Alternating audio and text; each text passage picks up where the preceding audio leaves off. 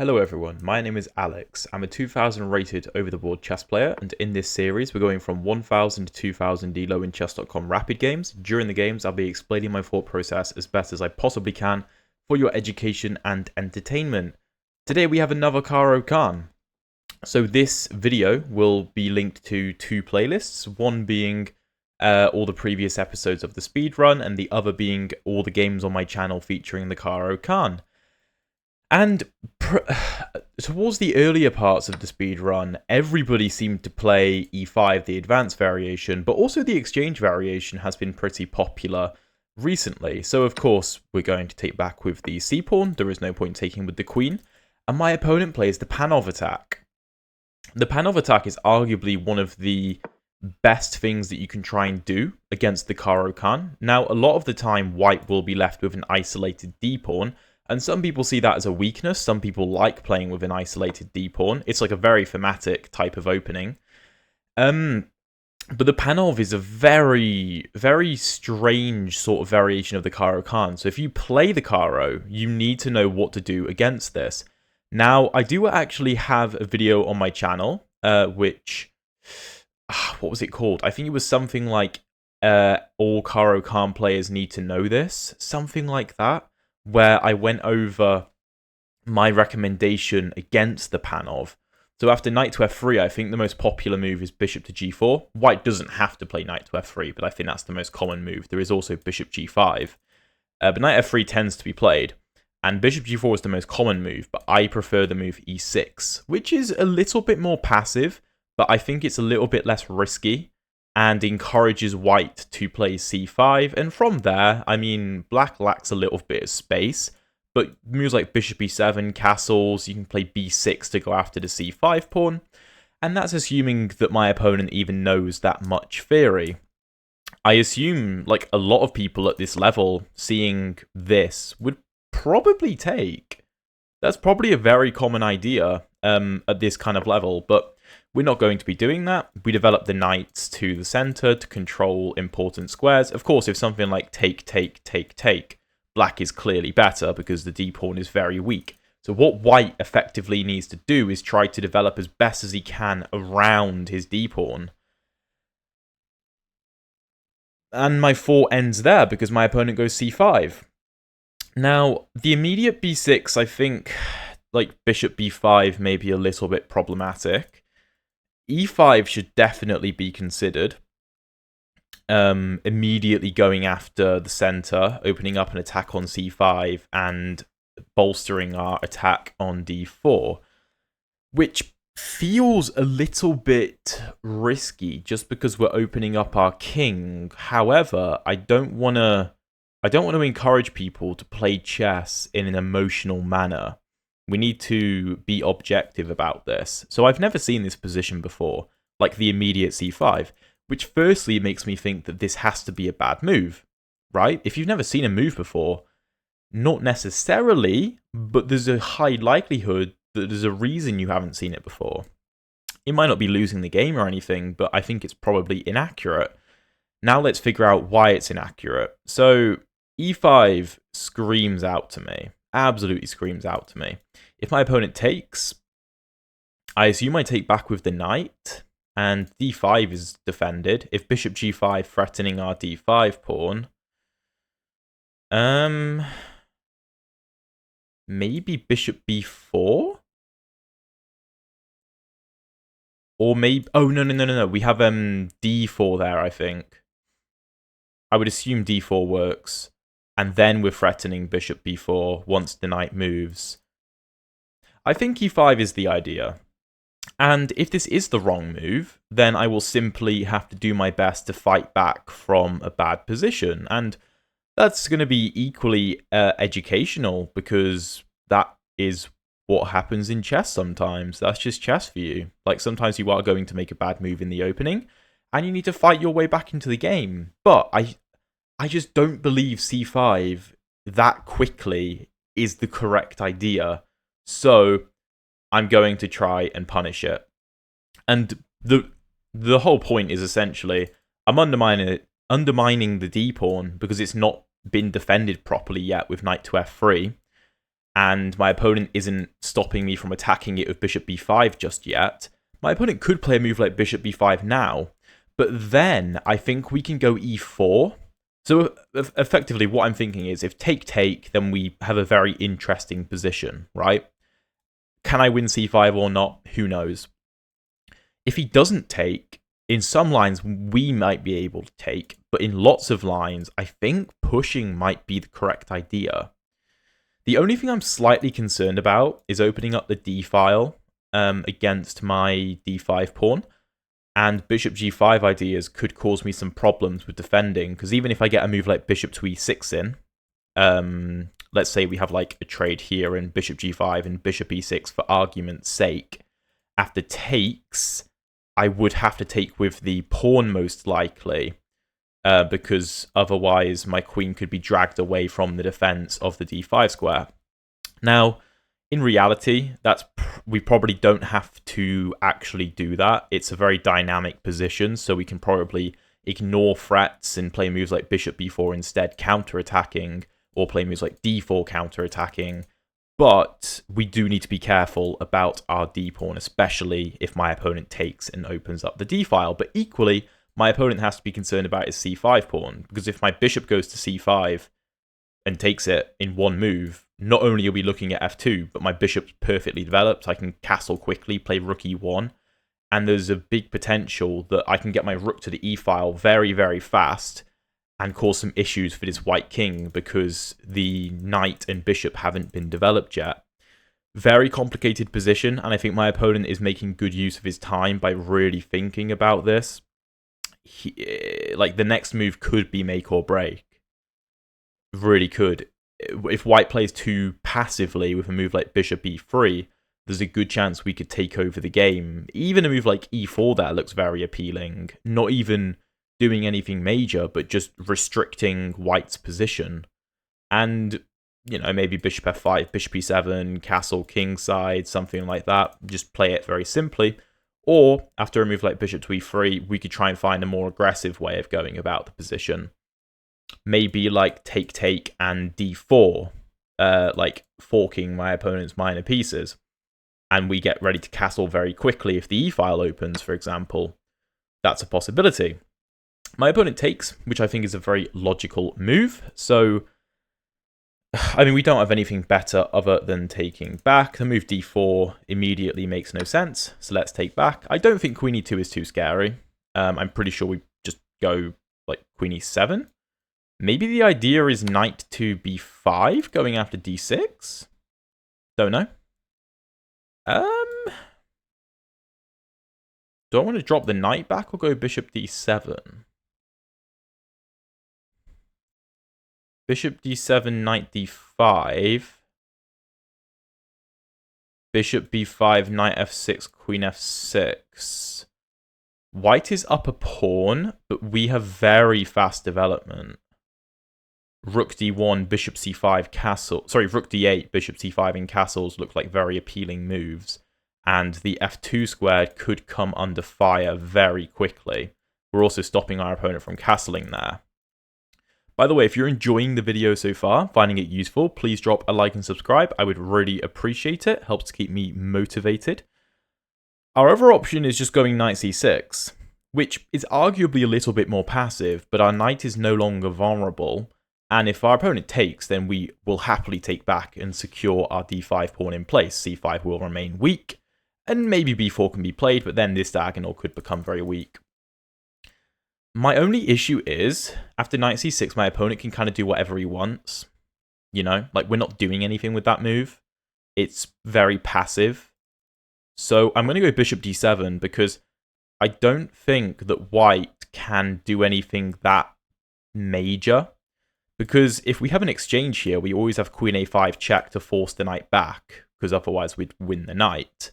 I suppose in some lines the queen could go to e2 to support the b5 square and counter-attack our knight, which is true. So we may be forced to play a move like queen e7 in some of those lines, which is definitely the downside of what I'm doing here. But even if that happens, and we maybe have to go for a queen trade and just deal with having an isolated pawn, We may have checks on d3, for example, if this bishop gets traded off and the queen is pinned to the king, which could be very interesting. And c5 is going to remain perennially weak. I mean, again, b4 could secure it for the time being, but we could play moves like a5 to undermine. My opponent does go queen e2. I mean, I assume queen e7 is forced, because, I mean, a move like queen c7, just f4, and the game is over. So this looks completely forced to me. Bishop to g5 could be an idea. Trying to increase the pressure on the d5 pawn. However, bishop g5, bishop b5, if queen takes, then we can go knight c6 with a discovered check, and then win the c5 pawn, maybe.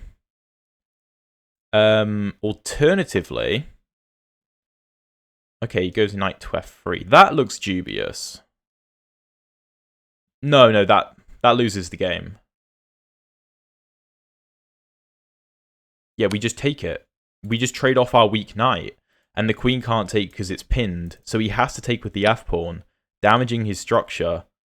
Then we can take on e2 with check, and then we just take on c5, right? Because if take, we don't take with the knight and give up the d-pawn, but after take, we can just take with the king, and the king is pretty safe. So it looks like we're just up a pawn in this situation. And yeah, we effectively got exactly what we wanted. Exactly what we wanted. Very complicated position, which of course we had to try and navigate as best as we possibly could. But I think we've done exactly that, and now we reap the rewards of the position being a very active bishop, a weak d-pawn, but also a passed d-pawn, and we're up a pawn, and this pawn structure is very, very bad. Very bad. If a move like rook g1, I assume we just go like g6, and maybe we try and rotate our knight in. More than likely, we just play a move like rook e8, check the king, probably double up on the e-file, and try and make something happen. Again, this pawn could just run down the board in some lines.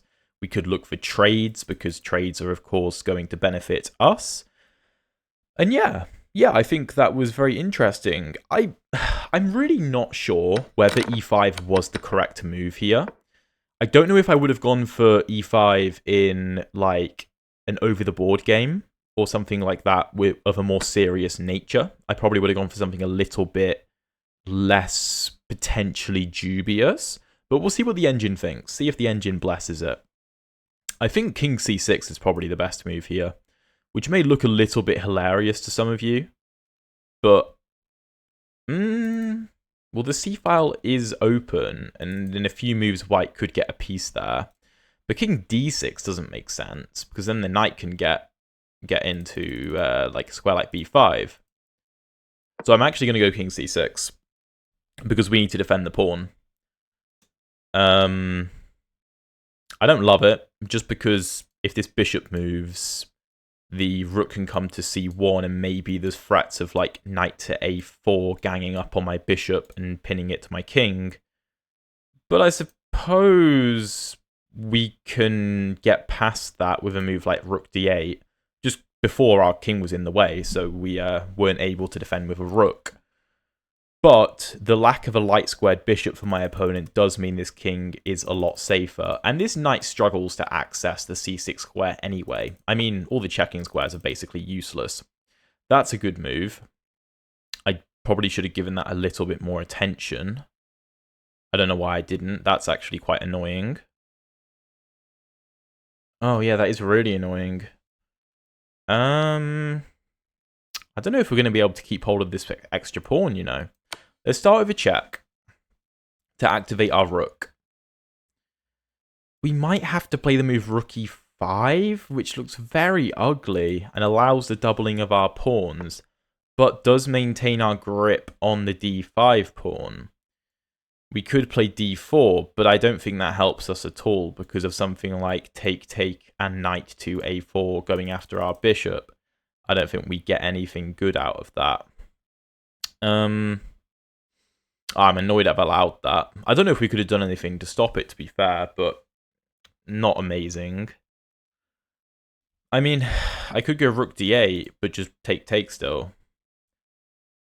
I suppose the plus side is we do own the e-file, and my opponent can't really access the g-file because his king's in the way. And f2 is still weak, which is true, and we're still up a pawn.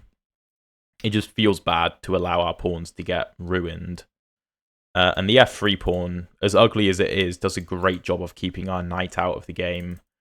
A move like knight e4 here would be fantastic, attacking the bishop and potentially forcing a trade to secure our pawn, play a move like f5 and g6, and our pawn would be amazing. But the pawn does stop our knight from going to d4, unfortunately. So. Can he go f4 there?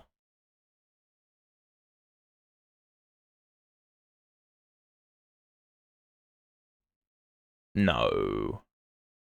No, you can't play that. Absolutely not. We could maybe bait him into it, though, because I think f4 would be a very bad move, because it would just weaken the f4 pawn and encourage our rook to go to the f-file, which we kind of want to go to anyway, because of the weakness of f2. And a pawn on f4 could only really be guarded by a knight on e2, and that would be a pretty passive knight.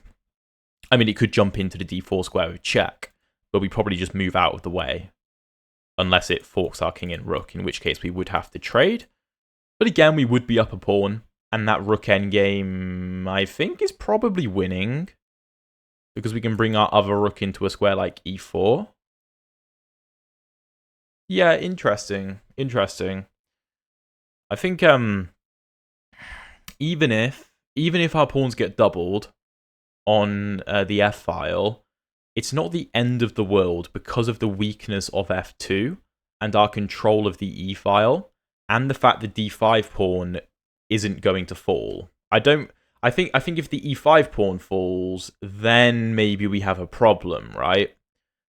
Because, yeah, I don't know, it just, without the d5 pawn, where is our actual advantage? We may have some positional advantages in some aspects, but we would really like to maintain our pawn up situation.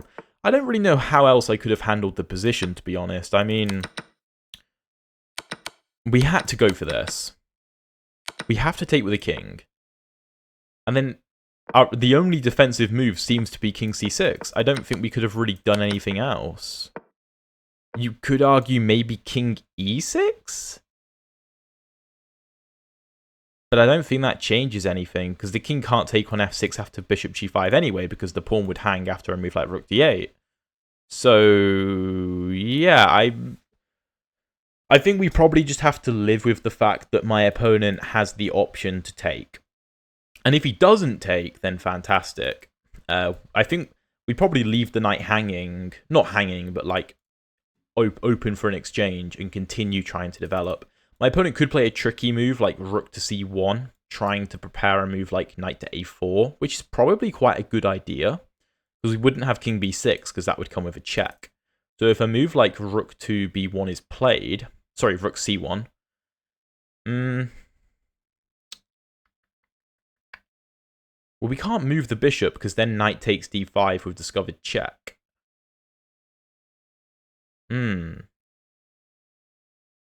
Rook c1 looks like a really strong move. I actually don't know how we meet that.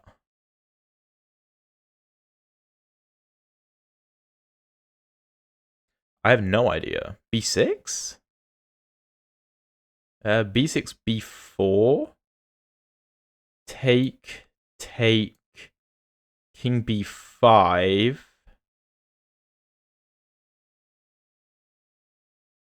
Maybe we can get away with that, but that looks very uncomfortable. Very uncomfortable. I think it's unlikely our opponent will find rook c1, just because that's a difficult move to play with so many things going on. To make like a calm move like that is difficult. I mean, of course, like this does hang the bishop, right? And knight to a4 counterattacks our bishop. b6, b4. And we're going to lose the bishop. Like, there's no way we can maintain our piece up. However, is it that big a deal? Knight e7. If take, we win a pawn. And we also get a partner for our d-pawn. And they're protected passed pawns. Or like, connected passed pawns. So no, that can't be played. That can't be played. So, okay, what if take, then rook c1? Then what? That looks like a bit more of a feasible line. Again, we don't have king b6. Maybe we go king d6? And if knight a4, rook c8. That looks okay. If take, rook c1, king d6. Yeah, no, I don't think f4. Or maybe the idea is rook f5 and then rook c1. Maybe that's the idea. That would be interesting. Really, though? Rook f5, rook c1.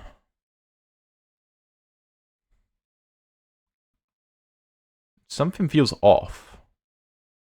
I'm not sure what. Knight e4? No, because then just take and b4. That's no good. But, I mean, our rook has to go to f5. There's no other viable squares for the rook. I mean, if our opponent does something slow here, then a move like knight to e4 probably just, like, not saves the game is the wrong word, but we're fine. If rook c1, we could go king d6 again. And if knight b5 check... I don't really want to go back. If king e6, then rook to e1, and that's a problem. He does go for it, which, yeah, is probably the right idea. I'd love to play king b6, but knight a4 check is a problem. Oh, also, if king d6, my opponent could take, and play knight to e4 check, because the pawn would be pinned. That's an issue. Do I have to go king d7?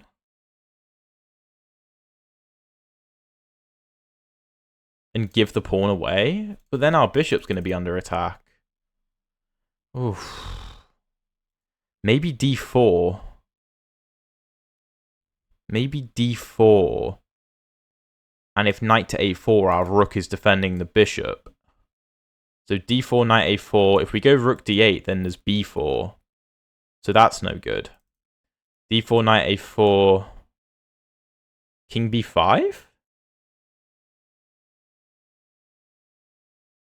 And if take, then we defend the pawn.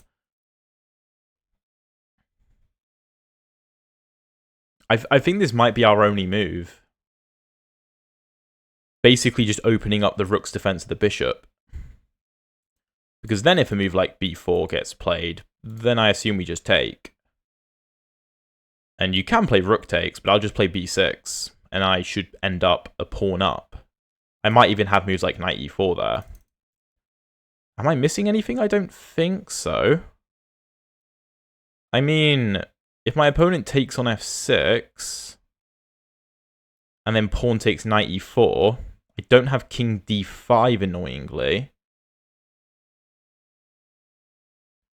I could just go king b5. And then if b4, bishop b6. Although that would allow knight to d6 check, winning my rook. Suppose I could go king to b6. I think d4 is the only option. I don't see what else I can do. I mean, here, of course, I can't take back with the rook because it would expose my bishop too much. I need my rook to defend my bishop. The story might be a bit different if this rook was already on a useful square, but unfortunately, it is not. And I always have to be careful of the move b4, even before the knight gets uncovered. Like, if my opponent has another move here, of course, he has knight to a4 ideas, but b4 immediately wouldn't be that silly, because after takes, something like knight takes d5 with a check, and this is pretty bad, I would assume. We'd probably have to go like knight b5, sorry, king b5, defending our bishop, but then just rook b1. And okay, I suppose maybe we take the knight there, but it's still very complicated. I think I can just go king b5. My king, I think, is relatively safe.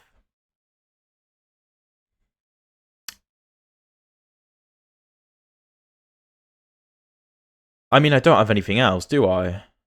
I've got to go for that, otherwise b4 happens. And the d-pawn will hang. So I don't see any other option.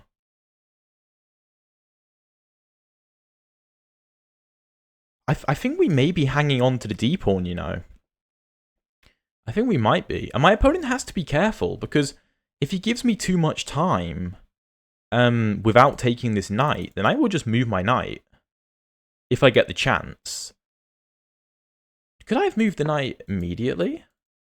Well, no, then b4. Then b4. No, of course I can't. So I have to move the king. That's the only option. Now, if I get another move, not only can I move my knight, but I can also play a move like rook c8. I think we're out of the woods.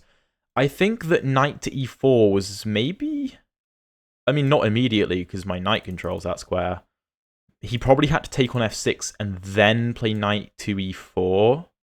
That would be my guess. I mean, we'll find out with the help of the engine after the game, because these positions are very tricky, and the Panov in general is just a very tricky opening, which is why I honestly hate facing it as black. I absolutely hate seeing it because it's so difficult.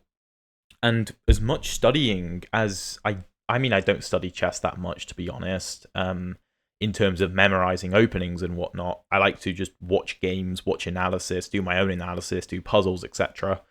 But the Panov is so difficult to play against because there's so many things white can do. Like c5 on move 6, I've never seen that. Never. Maybe b6 was the right move, I don't know. I've never seen this move order. So we get ourselves into a very interesting position on move 19. But now I think we're out of the woods. a4 could be played trying to deflect my rook, but of course we just don't take the pawn. I mean, king here would allow this with check, so that would be bad. So maybe we would have to go to b6. And if this check is given, go back to b5. The point is, if my opponent trades, then my king defends the d4 pawn. That's the whole point. He does go for it, which I think is logical. Again, this runs into this. King c6 is playable, but I'd rather leave the c file open to play rook c8, if possible. Let me just double check.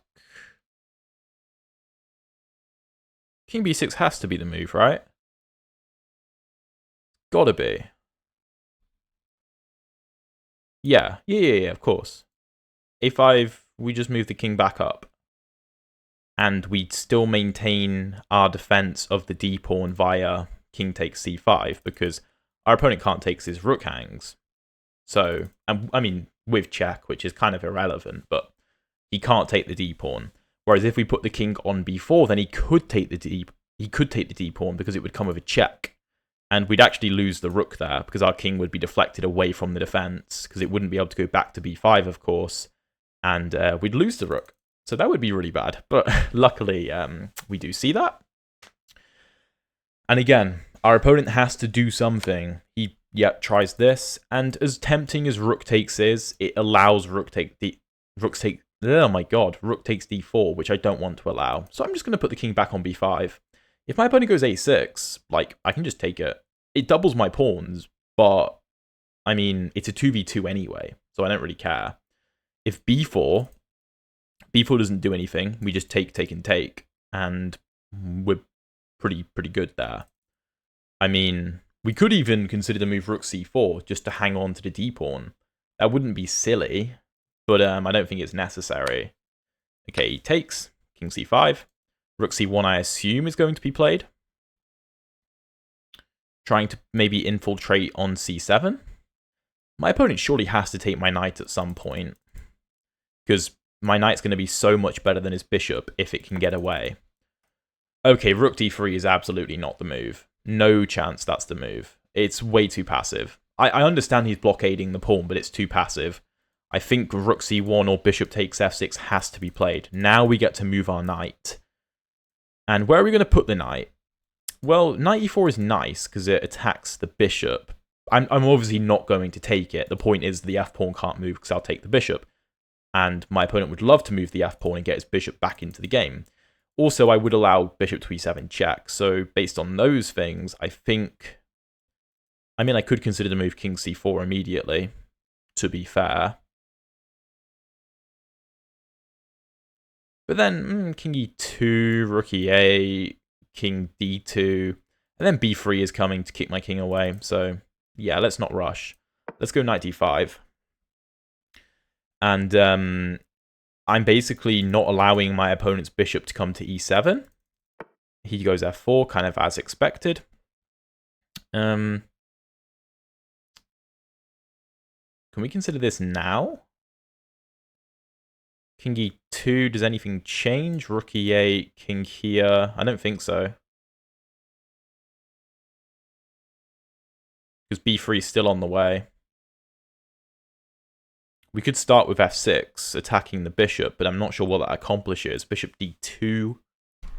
I feel like that's exactly what white wants. Maybe knight to b4, attacking the rook.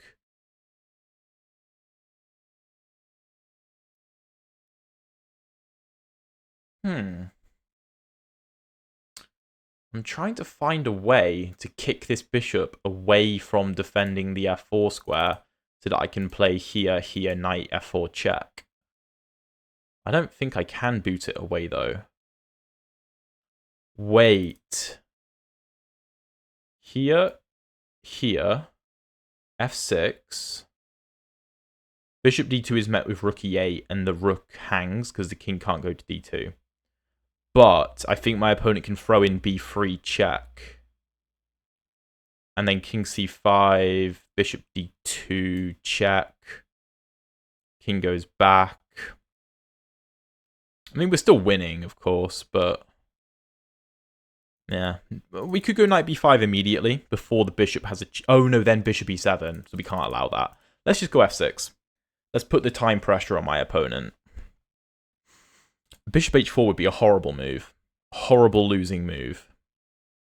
I understand he would want to go to g3, but yeah, the bishop has to go to d2 because it dominates the movement of my knight, which I've spoken about in my YouTube videos many, many times.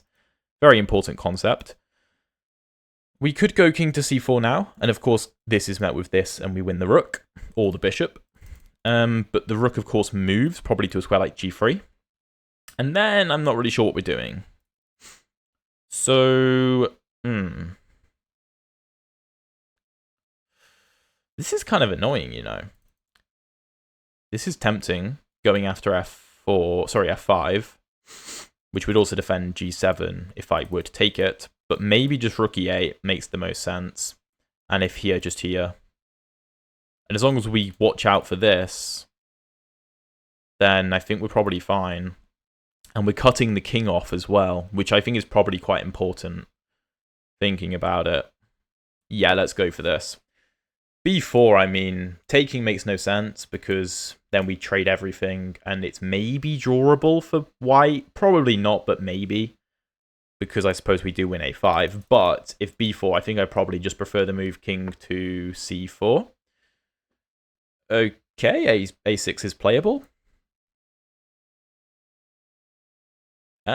Do I actually want to take that? Would I rather go b5? It's an interesting move because it's difficult to defend that pawn. I don't have rook e6 either. Good move from my opponent. What if I start with king c4? If rook g3, rook e7... take on b7, rook takes b7, then there's king to e2 there, which I don't really want to allow. I suppose b2 would hang, which could be useful. If take, rook here...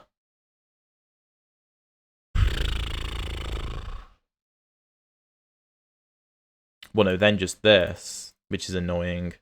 That's a very good move from my opponent. Playing well on low time, for sure. What can we do? B5 feels correct, but it also feels risky. Because the a6 pawn could become a very good asset for for white. I suppose I've got knight c7, knight a6 in a lot of lines. And if the rook can be forced to a3 to defend the pawn, then that's great news for us, because it will be a very passive rook. I just don't like the thought of the pawn on a6, because it's really annoying. But if my pawn takes rook a3, I don't understand how I defend that properly, because I don't have rook e6, which I would love to play. Well, if take rook b8, ignoring it, if take, then the bishop's under attack, and my d-pawn probably gets through there. I could even go rook back to b7. No, I'm going to take it. I'm going to take it, because I think I can counterattack. And if rook to a5, king c4, b3, the rook can take on b3. So my king can't be deflected. So if here, sorry, what am I on about? Here, if you give me another check, then I can just go to a square like d3 or b3. Or even b4. Or no, because then he can just go back to a5 and I accomplish nothing. I can't go back to c6 because then you will take with check, which is not good. Knight c7 feels too passive.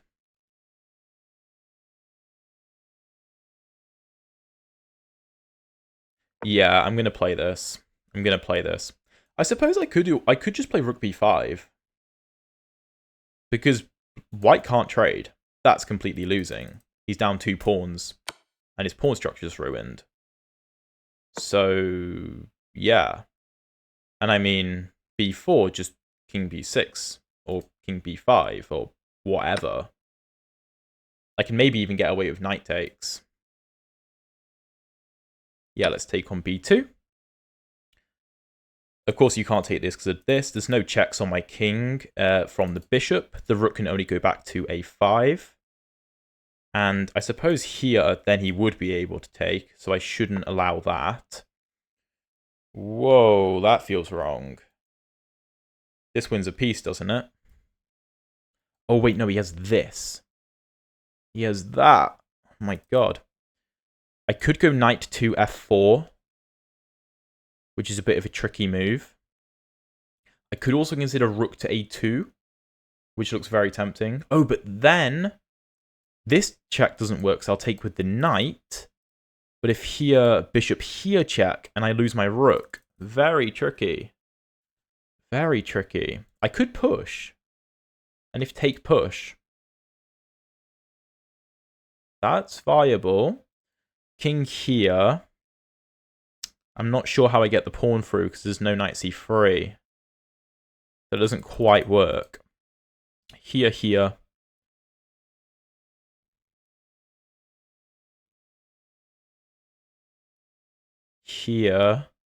I'm aware that there's back rank ideas once my knight gets to f4, but the bishop can always come back to e1. So knight here immediately takes check, bishop back. I'm not sure where my win is. Well, no, knight d3.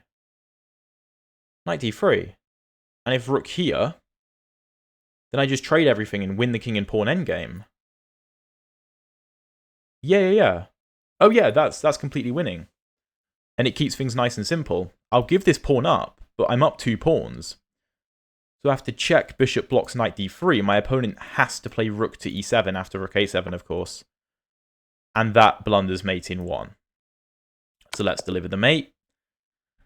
Okay, that was a complicated game. So let's analyze this, because I have no idea if I handled the opening correctly or not. Literally no idea, because that was so complicated. So e4, c6. Oh, why is my webcam lagging? Come on. Not my webcam, but like my camera. I don't get it. It's whenever I load up an analysis, I think that might overload the computer. Wait, let me try something. Okay, I've tried to turn the engine down a little bit to see if that helps. I really hope it does. Anyway, so we have a Caro Kann. There we go. We have a Caro. Take. c4, start of the Panov Attack. No, it didn't fix it. God damn it. It's a very difficult line to counter, and the engine only gives it a plus 0.11 evaluation, but in reality it's quite difficult for black to play against. Knight f6 is the move. If takes, then you take with the knight, and I mean, it's kind of a comfortable position, but again, white can just continue developing around the pawn, and it's tricky. It's tricky. But knight c3 is the main line. We go knight c6, and c5. This felt wrong. I've never seen this move, and e5 is the best move. So I am really happy I found that, because I was like, I've never seen c5 before. There has to be something wrong with this. I thought b6, bishop b5, which, yes, I'm correct. That is a bit of a problem. So I'm really happy I found that. And for you Caro Kann players out there, you probably will see this at some point. So it would be good to know the refutation. Okay, I don't know how to make the video stop lagging. But anyway, e5 is the move. And I was thinking, okay, after a move like bishop to e3, I have a lot of different options, right? I could play a move like e4, which the engine doesn't really like, but there is a possibility. The engine wants to take on d4, and after bishop d4, knight d4, queen d4, bishop e6? No, queen e7 check. And if bishop blocks... Oh, yeah, just queen c5. Huh. Interesting. Okay, so that's the threat. That's the threat, that c5 will fall.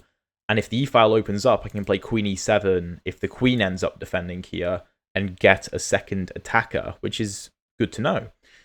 But my opponent takes, which is the best move. And, really? Try and find the best move here for black. I didn't even consider this. I probably should have thought about it, though. It's knight g4. We don't open the e-file and leave ourselves potentially vulnerable. If white takes, bishop e6. White is pretty much forced to exchange queens with us. c5 hangs, e5 hangs, f2 is weak. We're developing so fast that it doesn't even matter that we're down 2 pawns. I mean, if white plays a natural move here, like knight f3, then bishop c5 attacks f2. Knight e4 has to be played to counterattack and defend. Bishop b4 check, bishop d2. And we just castle, and we're going to win the e5 pawn. If take, we have more threats. If the bishop tries to develop, this bishop d5, we can just take on e5 at any point, and we're clearly better. Very, very interesting. But we take back with the knight. So the wrong response, but knight to g4 is the move. We now know that. My opponent goes bishop b5 check. I went bishop d7. And you can go knight to c6 as well. I just felt like this was a little bit passive. Which, I mean, the computer wants bishop to e3. Bishop e7. Well, I was concerned about this. But the computer was not... Well, actually, yeah, there's no need to be scared about that. If take... Oh, you can't take here because of this. I'm an idiot. But okay. Okay. Bishop b5. I go bishop d7, which I think is a little bit better anyway. Queen e2. Good move. Because if my opponent takes, then I can take with the knight or the queen. Probably the knight to add more pressure to c5. And if my opponent takes here, bishop c5, I'm about to castle. Black is probably slightly better just because of faster development. But it's pretty equal, but black is slightly better, which is not bad for, 10 moves into an opening. So queen e2 is the best move from white. The engine's starting to like white's position? No. Okay, it doesn't. Queen e7 is the only move, of course, because the knight's under attack and it's pinned. Knight f3 I thought was a bad move, though. And it was a bad move. The best move here is bishop e3. That's a tough one to play. Just a defending c5. Queenside castle? Okay. I mean, I suppose there's very little that black can really do here. The computer wants both sides to castle queenside, and then bishop b5, knight b5, and knight c4. The knight does look really nice on c4. But my opponent goes knight f3, which just allows knight takes, g takes. Here, the computer preferred throwing in the move d4. Because I guess the queens are getting traded regardless. Which makes sense. And if knight e4 blocking, then knight e4, pawn e4... Okay, this is a bit counterintuitive, because you're allowing white to undouble his pawns. So, yeah, I think my move was good. Take, take, take, take. And we get to this position, and after rook d1, I got a bit stumped. I played king c6, and this is not great. I should have thrown in this check first, apparently. And if the king moves... Oh, yeah. Why didn't I consider that? That's such a better way of defending. And I also disallow this. And if f4, just rook f5 or rook h5. Ah, yeah, that's much better. And then my king isn't vulnerable. Well, as vulnerable as it was. But king c6. Okay, we're still better, but bishop g5 is a good move. Rook h8 check, king f1. And rook e5 is not a good move. Huh. d4 is better. Or rook e to d8, which is very counterintuitive. What's the idea after this? And this? Yeah, that makes sense. Take, take. a4 check. King b4. Looks dangerous, but the king's actually pretty safe. And why? I feel like probably has to take, but the engine thinks bishop f4 is a good move. Okay. Okay. Well, I didn't play it quite perfectly. Rook e5, and the game is pretty much equal after f4. Rook f5, and my opponent needs to be very, very accurate to try and stay in this game. And he plays a very good move, rook ac1. I go d4, which is the only move that doesn't lose. It's the only move that doesn't lose. I mean, the second best move for the computer is rook e8. But b4. That's the problem. I'm not just losing this pawn. I'm losing more than that. Because if I take, then there's knight to e2 check coming into d4 as well. King b6. Oh, you can also just trap the rook. I mean, I guess you could do it via d4 as well. I don't really see the difference.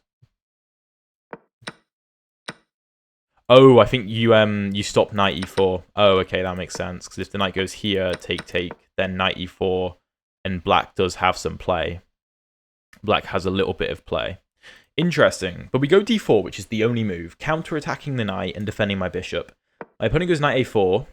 I thought that knight e4 was maybe better. Oh, wait. No, sorry. No.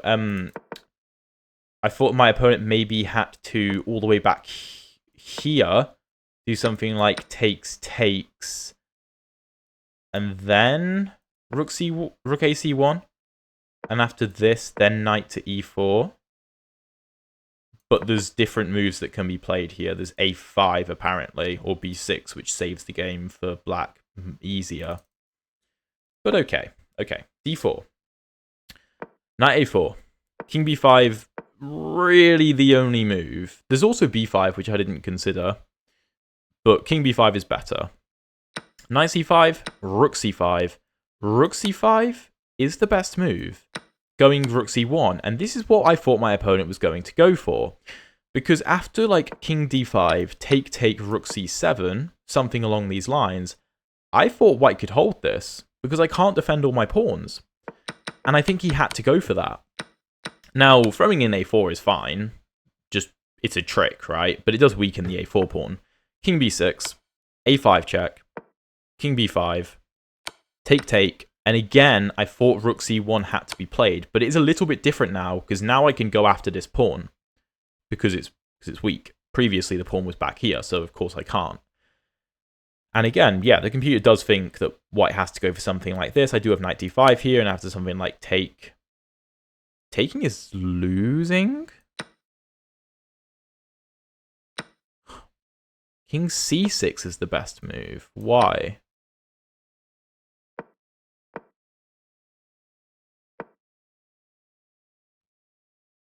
And if this?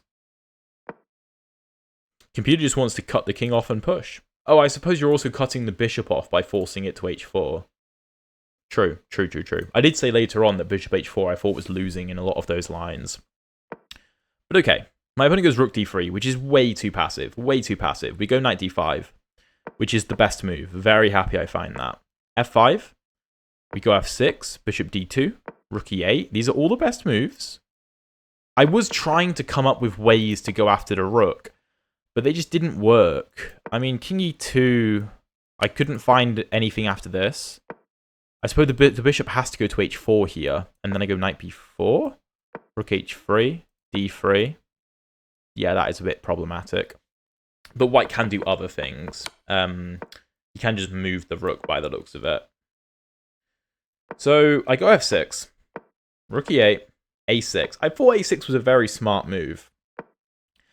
And I couldn't really figure out the best move. Taking is fine. I mean, they're all fine, to be honest, but I didn't want to give any play. So I just took rook a3, rook b8, check, rook b5. Some of these moves aren't quite what the engine prefers, but I don't really care because I'm going for simplicity. I want to keep things simple. Rook a6, rook b2, bishop a5. That was a good move. I didn't see that. I didn't consider it. And here I went knight f4, which is the best move, and we are literally just threatening this. My idea was if rook a7, rook b1, bishop e8, I wanted to go knight d3. Because either white moves the king and gives up the bishop, or white goes rook e7. He can deliver a check, but then I'll just go here, so that doesn't help him. And then I will just trade everything on the e1 square, bring my king into the game, and I can just sack this pawn, potentially. But I can probably just win through opposition. Just beat the king via opposition. I mean, I'm actually just gonna win this pawn, yeah. And then I can put my king on d5, put these pawns forward, and one of them will make it through, and it'll just be 2 versus nothing. So my opponent went bishop d8, which I don't really understand. Rook a2 would have been a funny move, because of bishop b6 check. Now, black is actually still slightly better because we have 2 passed pawns on the way, but white can probably hold. Can probably hold this if the rook goes from behind. So yeah, don't blunder a rook. Don't blunder a rook. Knight f4. The best move according to the engine is f3. And I mean, we could scoop this up, but then bishop c6 looks like a problem. We can probably just push. Rook b1 here. Okay, no, that's not doing anything. Yeah, just push. And it's very difficult to stop this pawn. If this, just d2, and the king is cut off from the e2 square as well. So the best idea is just to sack the bishop. If this, then we give a check first. Again, the king can't come to e2. We promote, and the rook will have to be sacked. So yeah, a very, very interesting Caro Kann defense. I hope you guys enjoyed the video. Make sure to check out the video up here for another really cool Caro Kann game. And check out the playlist down here for all the previous episodes of the speedrun. I'll see you in one of those.